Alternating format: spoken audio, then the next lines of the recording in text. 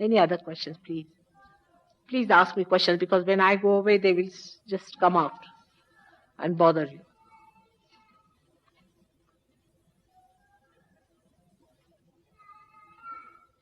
Yes. Can you come forward, please?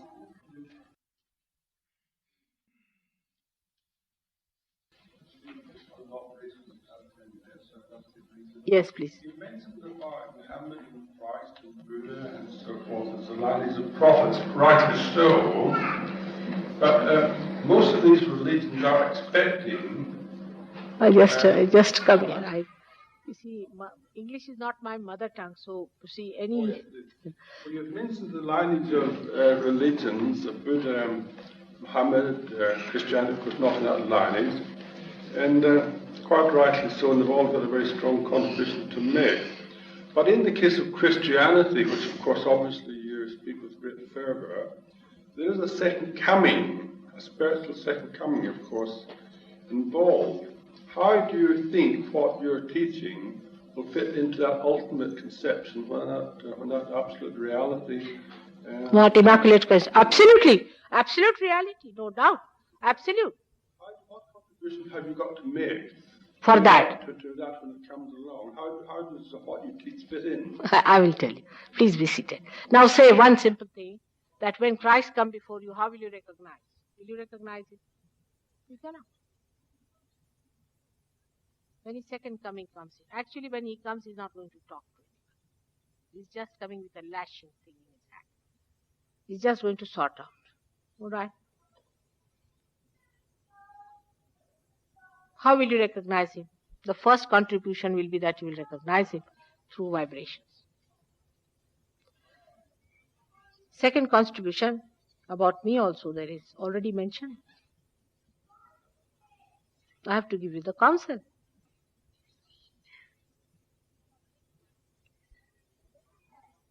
And other things also there. I do not want to say something that will really make you unhappy, or maybe some of you may be shocked. Lots of things are written about me also in the Bible.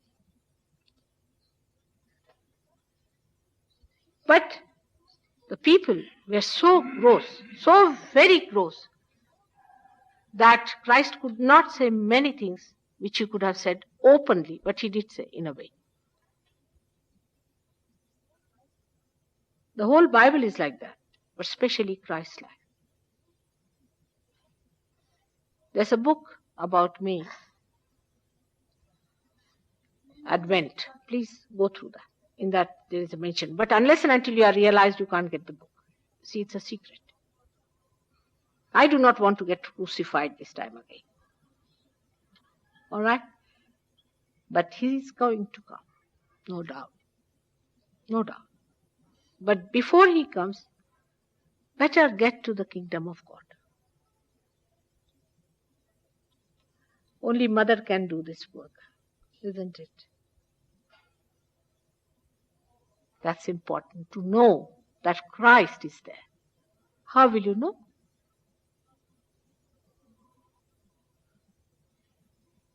Am I right in thinking, if I may just finalize what I have in mind, that Muhammad, of course, looked upon Christ as the major prophet, and Islamic religion looks forward to the time when Christ returns to spread Islam throughout the world as universal religion. But the definition of Islam is a total dedication and devotion to God, total surrender to God.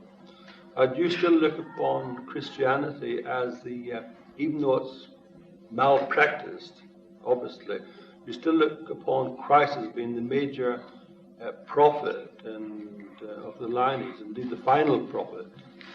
No, it is not. Not the final prophet. If it was, why is it second coming needed? Well, yes, no, not quite. Yes, no, you missed my point. You see, this is how they do it, you see. Supposing I said, with disgust, I'll say, I'm the last time coming to Cambridge. But maybe I may again feel like coming.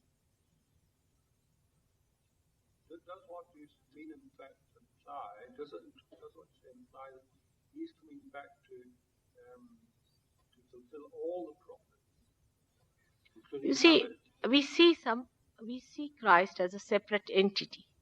That's why you think like that. For example, when you enter in the room, you enter the whole body, with your eyes, with nose, with ears, with all the aspects that you are. Supposing you are a professor or a lawyer, whatever it is, all that is within you, isn't it? All the aspects you enter in. So whatever you do the whole. That moment, that part.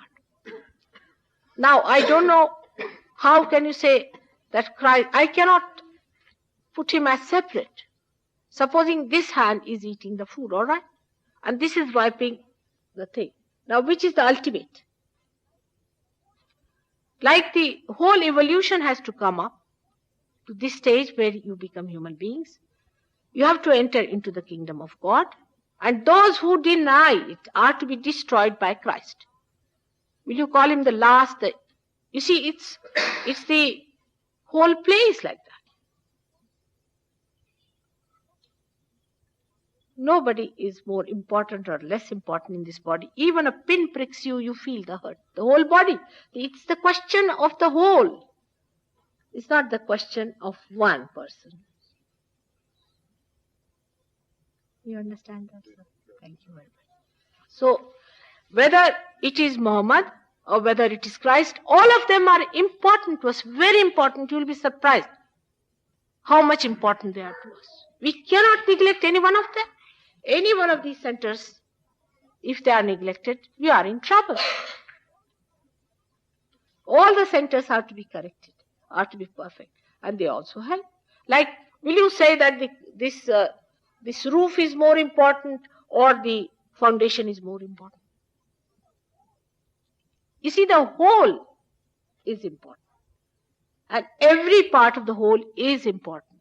And I cannot conceive of anything like a separately. When Christ came, he came with all his powers. When Muhammad Sahib came, he came all his powers. But that was the time when they had to come a particular type of work. For example, today I have come. If I have come like them, I have come to give you awakening. That's my job. And that's what I'm doing. I'm not going to tell you don't, like Moses came out with 10 commandments. Of course, I will establish that within you later on. But I'm not going to tell you that. That's why some people don't understand why Christ didn't talk against alcoholism. Because he came at this point, at the ego point. Muhammad Sahib came at that point. All the primordial masters have denounced alcoholism because it goes against your awareness, which is sustained by your liver. And the liver gets spoiled. And that's why they were against it. You see, at what place, at what position they arrive. What is their job? That's what they do. For example, see, a train is moving. All right? Then it stops at a point. Or whatever is the problem at that point is done by the person in charge. If the train doesn't move from there, how will it reach the station? Now, will you say that the reaching the station is the last word? Every step is important for the station, for the train to move. So everybody has played a very important role, equally important. There is nothing like one person being important. That we don't think like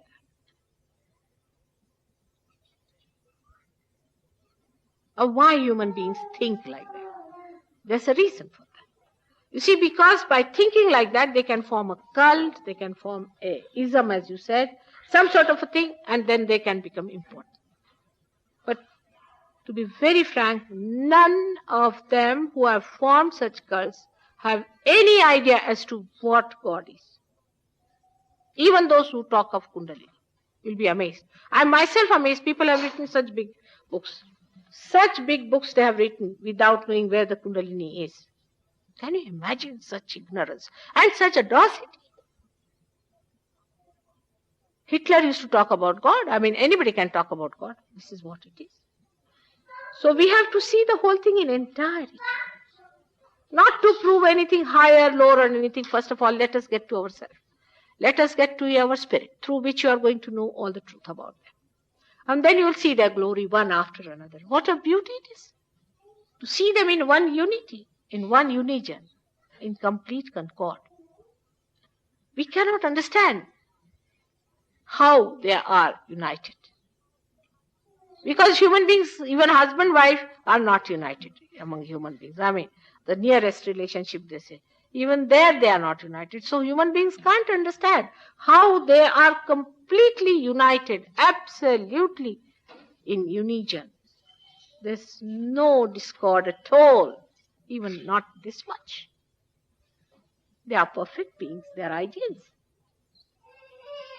We are imperfect, that's why we see it that way. They are absolutely coordinated. They are not human beings. But the beauty of human beings is that they can become divine. You see, for a divine personality, it's impossible to change. You cannot just change. You are changed forever, permanently fixed position. But they can change, who are human beings, not divine people. That's your beauty. So understand them in such a way that they are all one. There's nothing like higher, lower. This is not existing. This is all right for academic career or sort of we can have a theology or something like that. But it is not theology. It is no philosophy or anything. It is absolutely the reality which exists. You can see for yourself. Why not get realization and see for yourself it is true or not? Why not see for yourself? That's the best, isn't it? To become that and see for yourself if they are all one or not. Because you can feel it.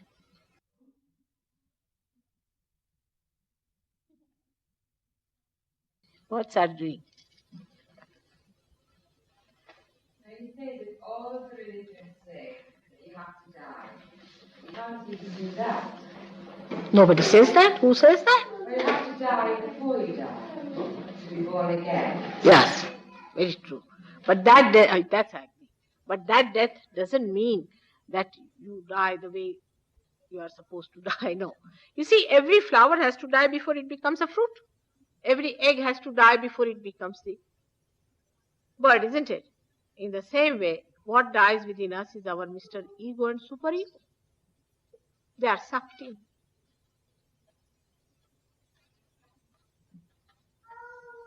So nothing to be frightened of. You die to live. Die to live, that's the point. Die to live. Live a higher life. Yes. Is there any?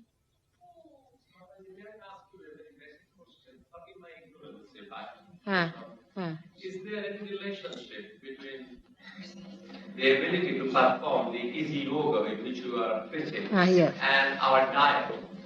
Our diet, what we eat. Oh, it has nothing to do much.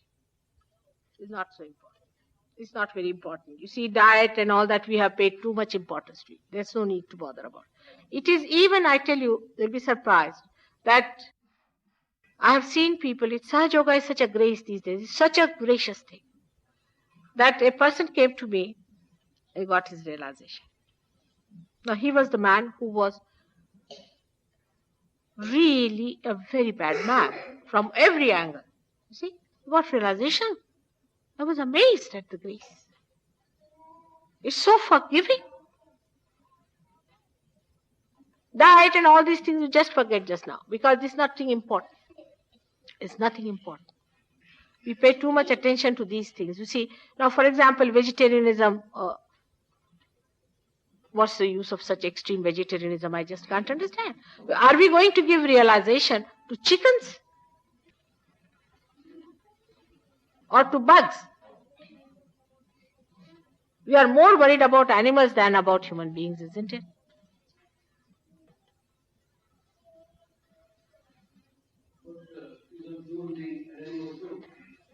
Huh?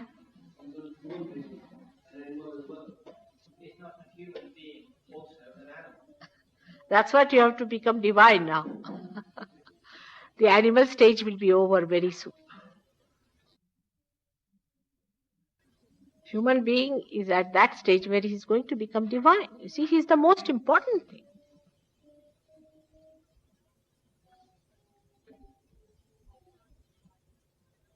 I cannot give realization to any other animal, but if you call human beings them, that's all. They are only the ones who are going to get realization. But it's nothing important. These things are not important. We should not divert attention from the main thing. Like some people believe that if they do this thing, they will achieve what? No, it's not that. But later on, all your priorities change, all your ideas about these things change, and you start understanding what is the thing needed to sustain yourself. All right.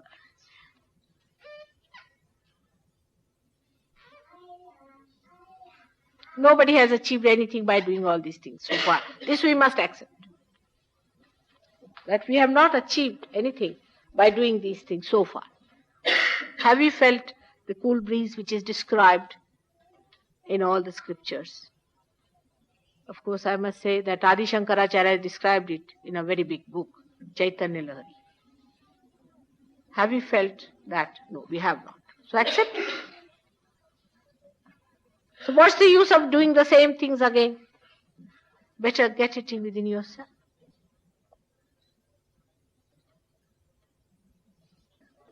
Among Hindus also, I would say that they denounced Krishna at the time when Jainism came in, because they thought that he killed many demons. And killing, according to them, samhara was a violent thing. But what do you do to the demons? You don't kill them. Are you to garland the demons?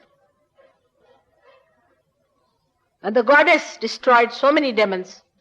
What does she do? She has to worship them.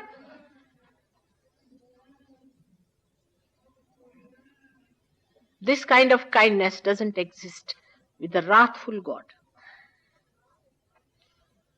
In the car, you have got an accelerator and also a brake. You have to have that. Otherwise, how are you going to control these horrible people? Passivity is to be denounced, absolutely. Neither aggression is to be accepted. Both things are just the same. Hitler started his work very slowly.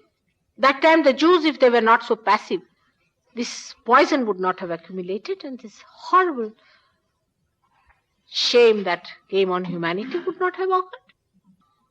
And the whole basis of Krishna's teachings are this. In the Gita, he says that, what's the use? A weak man having non-violence is a cowardice. He's telling Arjuna that raise your weapons against these horrible people. When he got into Kaivalya, he said, I don't want to do it. I don't want to kill my own relations. He said, who dies? You have to punish them. So all these ideas also are very much within us, especially now I find in the West that we feel very guilty. We should not do this, we should not do that. Of course, one should not aggress. Aggression comes also through inferiority, I think.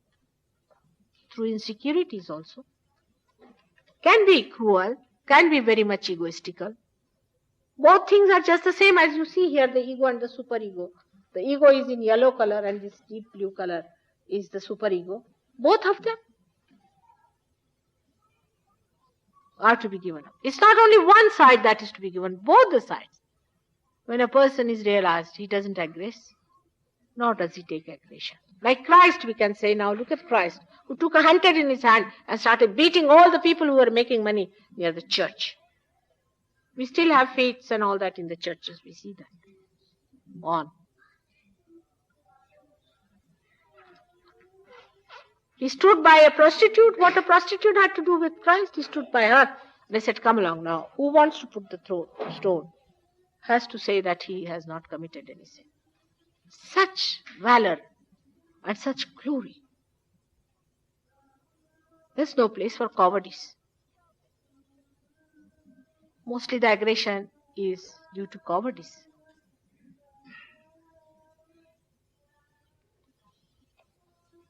It's a very balanced personality you develop, in which you are love. But love can punish. It punishes. It gives a very long rope and a very long rope and a very long rope, but it punishes.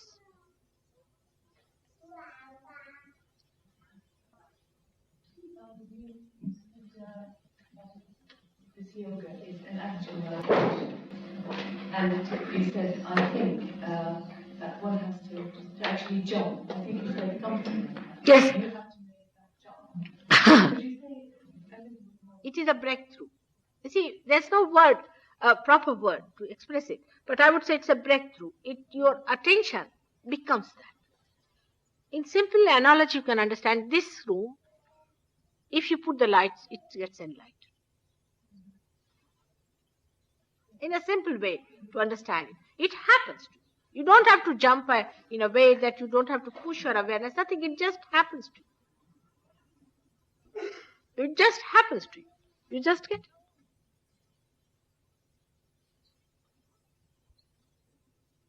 All right? You don't have to do anything. I'm thinking in particular that you meant you have special meditation. What is it in particular?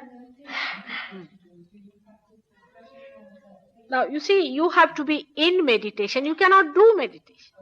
All right? You have to be in meditation. And that's a stage you arrive at. Another analogy, if I tell you, supposing you are standing in the water and you are afraid of the waves that are coming. This thought is coming, then another thought is coming. But supposing by any chance you get into a boat, then a state comes in which you see this. You become a witness. It's a state. It's a state of your awareness where you just become a witness. The whole becomes a drama.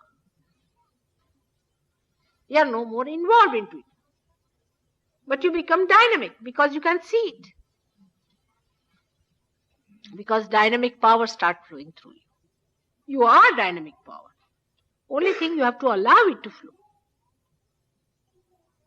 And the dynamic power of love.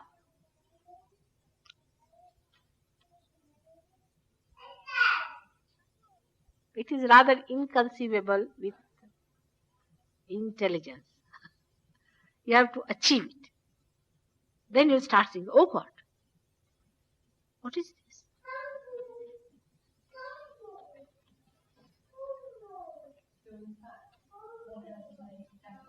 No effort at all. No effort of any kind. Can such things as fasting, prayer, chanting, mind-expanding drugs be used to activate the complete, the state of awareness? I didn't follow her at all. Just come. Can such things as prayer, fasting, chanting, Nothing. can they be used? No, nothing. Nothing. I'll tell you about each one of them. It's very interesting. Now say prayer. Prayer is like telephoning without the connection being made.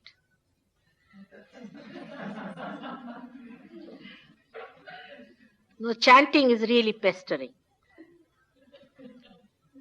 Because, say, we have to meet now the Queen of England, for example. And we go there and start shouting, Elizabeth, Elizabeth. I shouldn't say that also.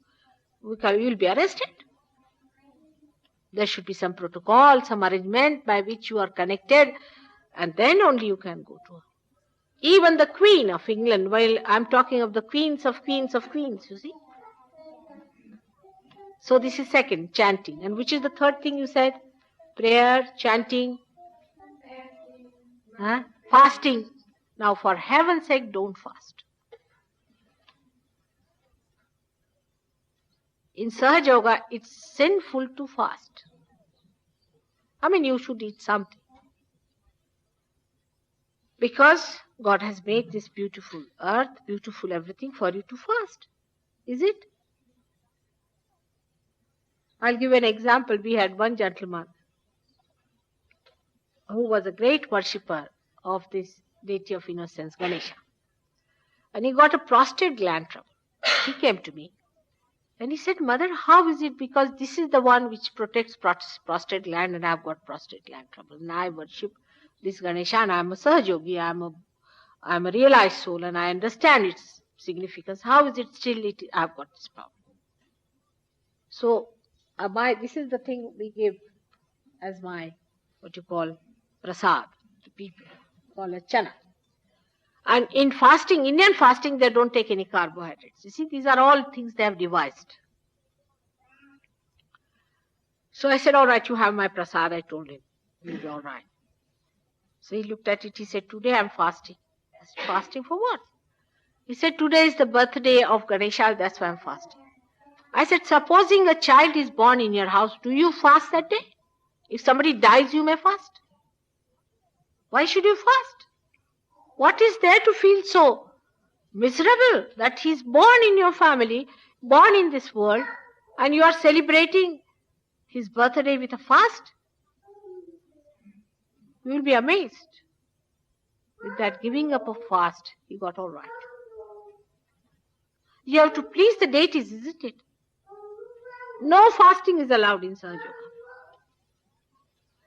Of course, if you want, for your health's sake is all right, but not for God. For God's sake, do not fast.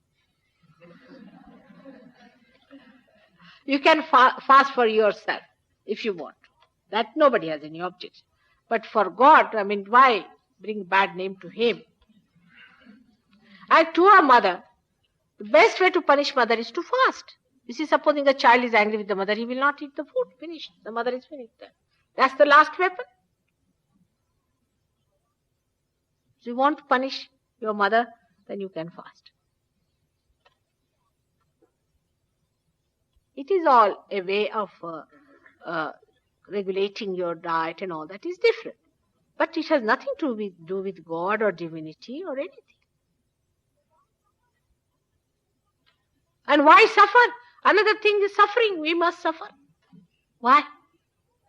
Christ has suffered for you, isn't it? Now you don't have to suffer anymore. Again, for God's sake, do not suffer. The way they show Christ, sometimes I'm amazed to see. Just bones, hanging like that. How can he be like that? Because they are miserable, they want to make Christ look like that. How can he be miserable, just a bone skeleton? Any one of you cannot carry the cross that he had carried. With those bones like that, will he be able to carry? In the Sistine Chapel, if you say the frescoes made by, who's done that? Who's the one? Michelangelo. Michelangelo has done it. He has shown Christ just like a hefty person. That's the right type, because he was a realized soul. While down below, you see, they have placed a bony structure there. This is Christ. I mean, if you see the difference between the two, you'll be amazed. How can these people be miserable, first of all? But we want to believe we are miserable, like French, les miserables there. I made a lot of fun out of their les miserables condition. Do not dwell in all these nonsensical ideas. If you have read Lord Byron, then you don't get realization for the same reason. All these miserable creatures trying to make others miserable. If you have read Blake, that's the person. Blake has talked of Sahaja Yoga. If you read Blake, Milton is the book. He has talked of Sahaja Yoga completely, entirely about it. He's just also said where the ashram will be. Lambeth Vale, there is the ashram we have got. You must read William Blake. What a poet, what a prophet you got. And here you are reading this horrible, nonsensical man, this Lord Byron. He had no character, no morality, hopeless fellow, making everybody cry. I don't know how you call him a poet, by what chance. And there's a statue of his put there. Nobody has seen the statue of Blake. They don't like him, I think. Oh, you have lots of things you have inherited. Stonehenge, so many things you have got. You'll know about them, how great you are.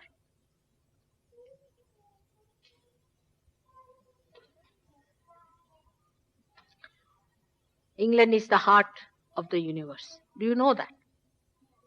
It is the heart of the universe, and it is lethargic.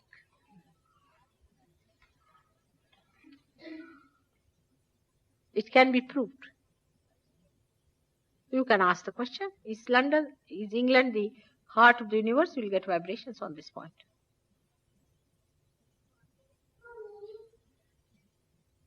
You start getting the cool breeze.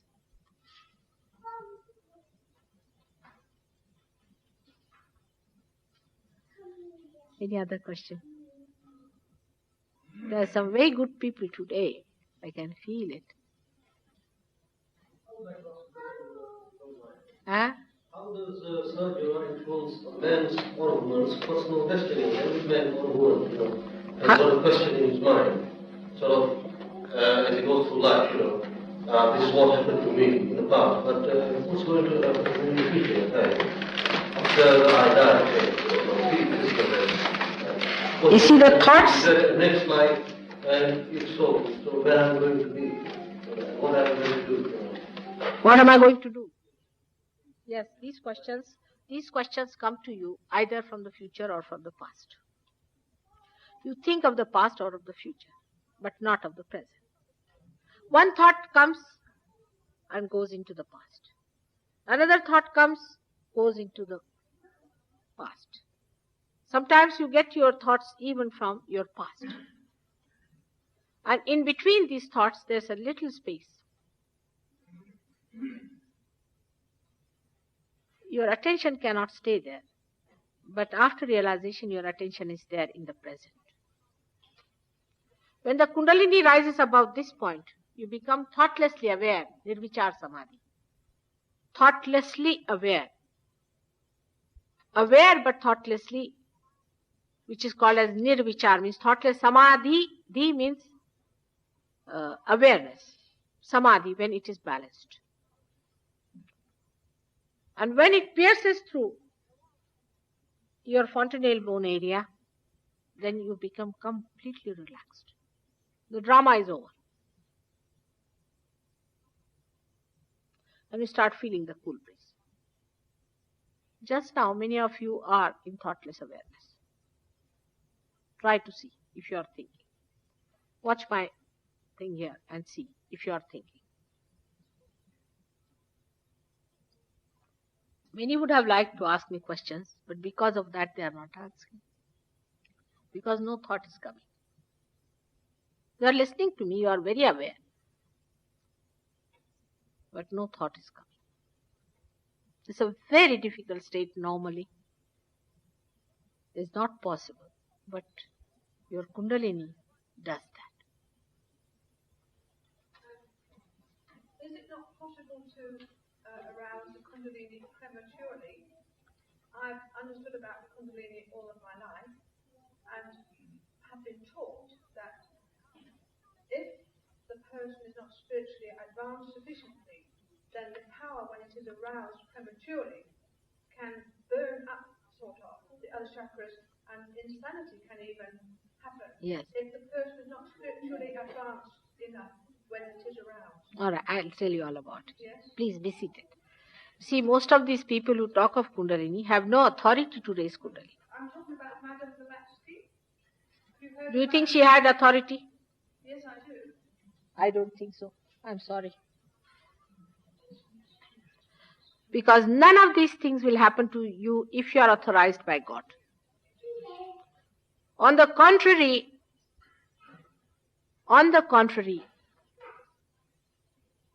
it is such a blissful experience. She wrote it, many have written, I have already told you.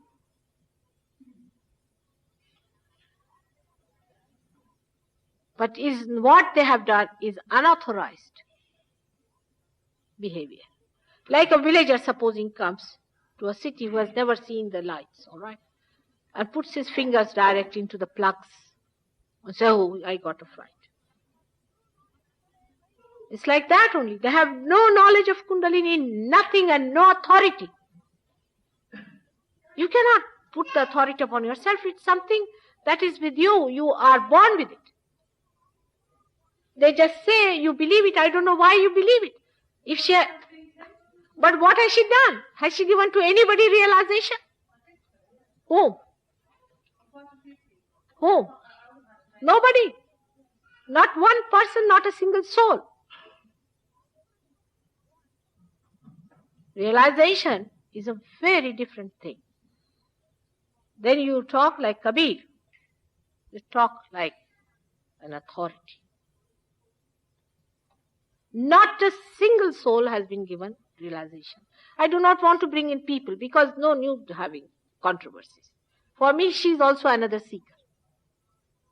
But those who appropriate these properties within themselves must show if they have given realization to anyone.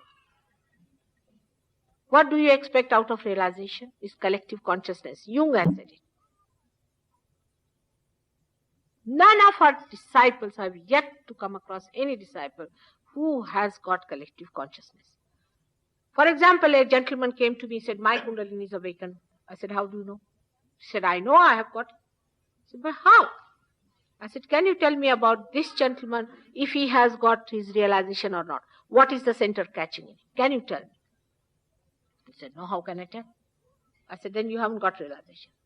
As soon as you get your realization, immediately you can start feeling your centers and other centers. Even children can tell you. That's the sign of a realized soul. It's no self-certification. All right? It should happen within you by which you can feel it. You can say by feeling that, yes, this gentleman is catching on this. One gentleman came and asked me, Mother, why everybody is asking about my father?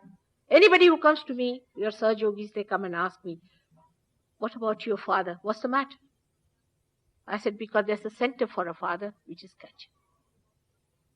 You put 10 children, if they are realized souls, and bind them and ask them to put hands towards one person. Ask them, what's wrong with him? He said, this. That means the person feels guilty for nothing at all. This finger. Means this left we should be. This. Everyone will say the same. Because truth is same. If you have reached the absolute, there should be no difference of opinion whatsoever. How can there be? Relativity comes only when there is no absolute.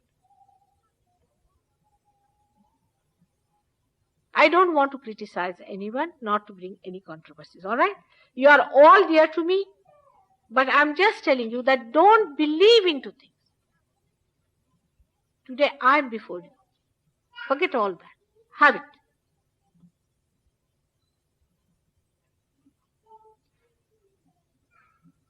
After realization, you will know who was realized and who was not realized. Before that, no use talking. I praise here William Blake, and there I denounced Lord Byron. There must be some reason for it. But you can see in the language, into everything, what an authority William Blake had. And this crying baby,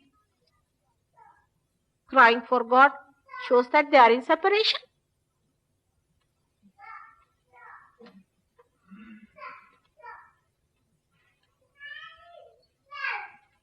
It is as simple as that. A lady who has met her husband, who is in love with him, you can see from her face. And one whose husband is away and who's pining for him, you can see on her face.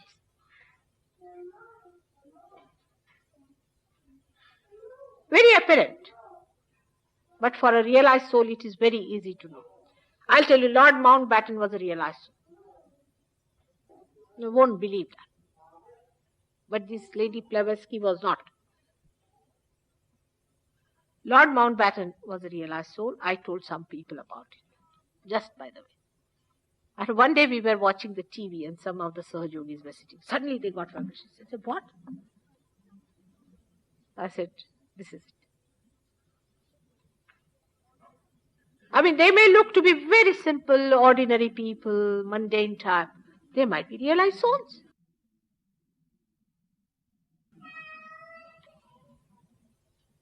How will you know? That's what I'm saying. The gentleman who asked me question has disappeared now. He must have come from some church. He doesn't want to give that. I said, how will you know Christ? How will you know?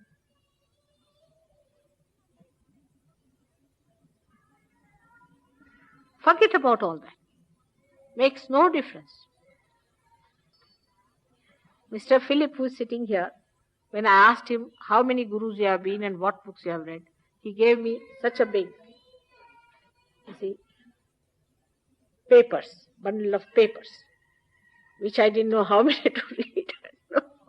Thank God he read so many, so he was not identified with anyone. Thank God.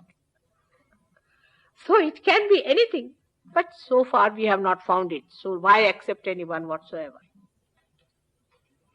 You have to just accept yourself, that's all. Sahaja Yoga is as simple as that. You ask a simple question before me, Mother, am I the spirit or am I my own teacher? You are your own teacher, but you have to get realization first. Before that, the mother is your teacher. But once you get your realization, you are your own teacher.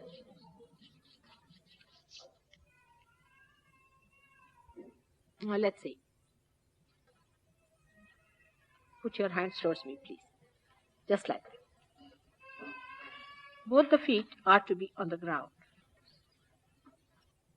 Because when Kundalini rises about the strike rise, the dilatation of the pupils takes place and his eyes are not closed. Don't push your attention anywhere. Do not force yourself into anything. Just keep your attention loose. Don't think about anything. It will just work out. The Kundalini has to rise. First you will find you are thoughtlessly aware.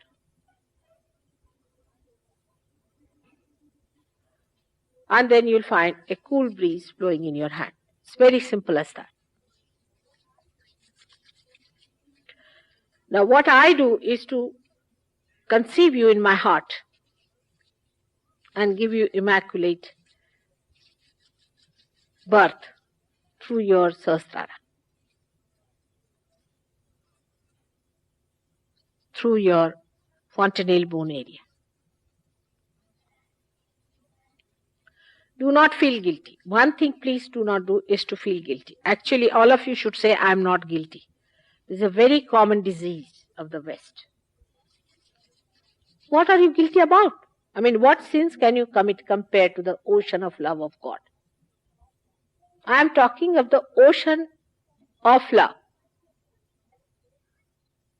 So be kind to yourself. If the light has to come in you,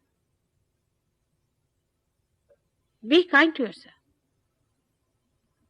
You are the shrine of the Spirit. Now please do not blame yourself for anything.